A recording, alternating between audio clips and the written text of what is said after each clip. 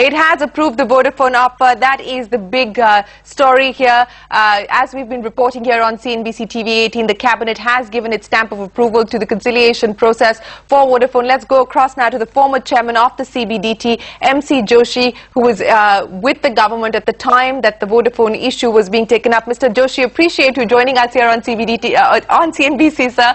What we are given to understand from our sources is the cabinet has approved the conciliation offer for Vodafone. Let me just take you through what we do know, what went to the cabinet. The finance ministry had very clearly said that there could be no conciliation under the UNICITRAL rules. Instead, the conciliation could only be under the Arbitration and the Conciliation Act. Revenue would offer conciliation under laws, and those laws would be Indian laws. To your mind, sir, what is the way forward from here on? Because the cabinet today has given the stamp of approval to the conciliation process.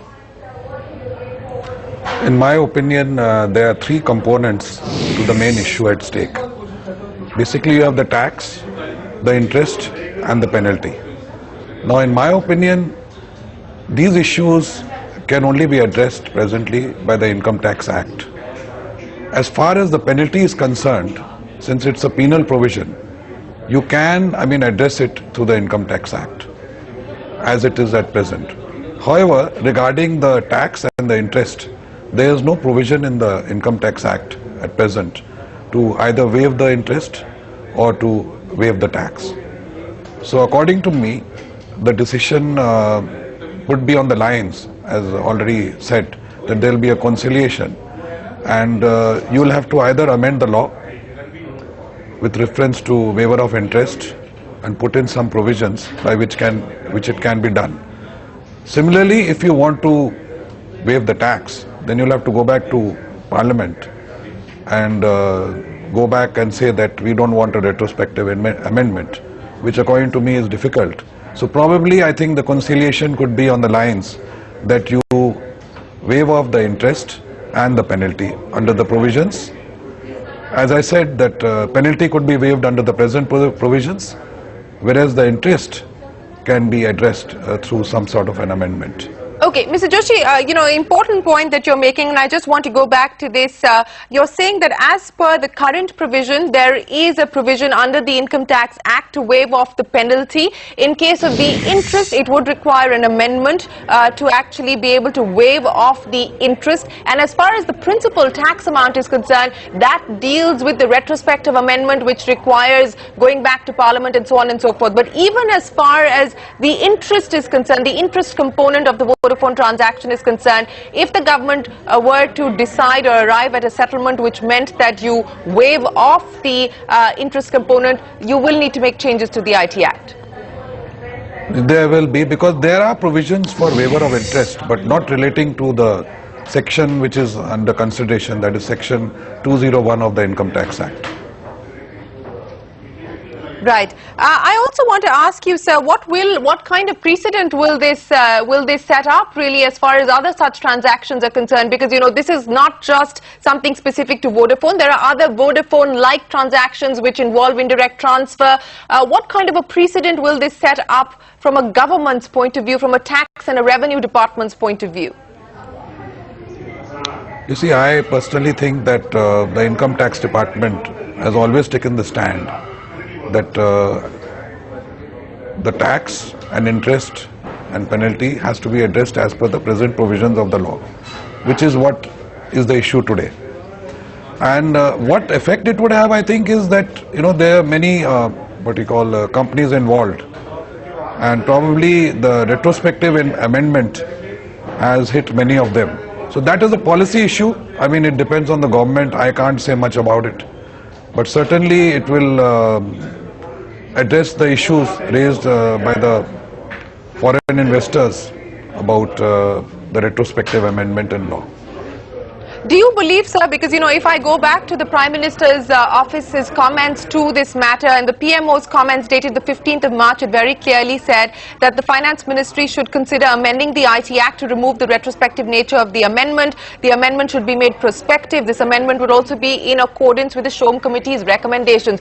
Do you believe that that is the ideal case, and given the political capital that this government enjoys, it perhaps will not want to move as far down the road as actually amending the retrospective amendment?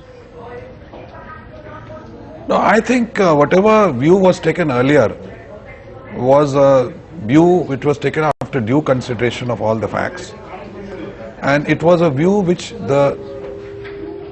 was strongly felt by the Income Tax Department.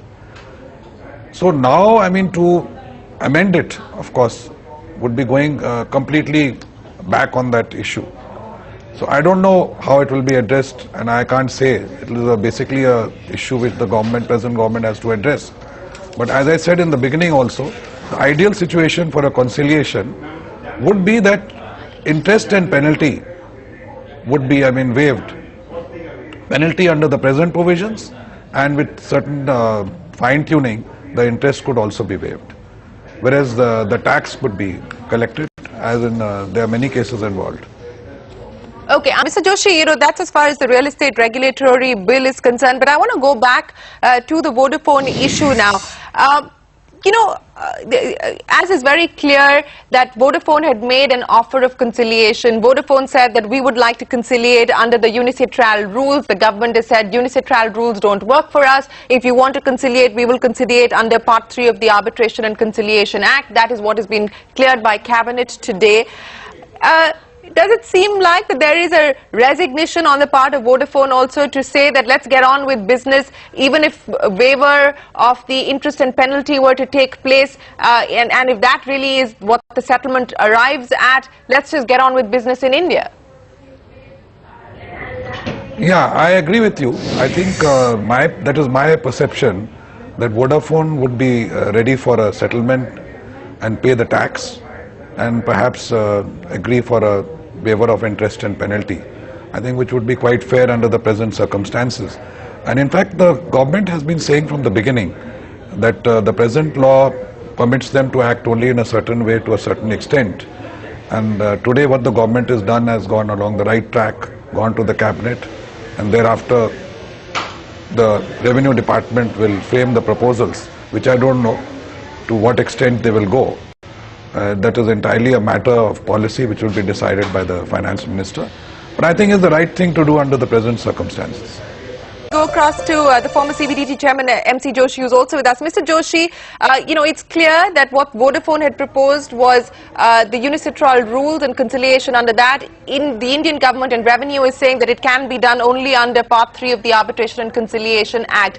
Why do you suppose the government has decided to move down this route and rejected the unilateral route? No, I think because, as I mentioned earlier, that there was a proposal by the government, when they amended the act, they were very clear what they were doing.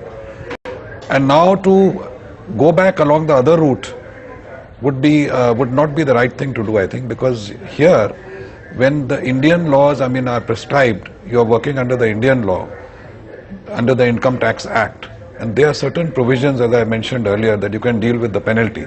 That is one issue. Right. Second issue, if you recollect, some time back, quite a long time ago, when the issue started off, and they had a tax liability, Vodafone was willing to some extent to go down this road if penalty and interest was waived. They had come to some sort of understanding at that point of time, what was available in the public domain, with the rider that they would be allowed to pay this tax in certain installments. So right. I have a feeling that they are looking at that aspect itself.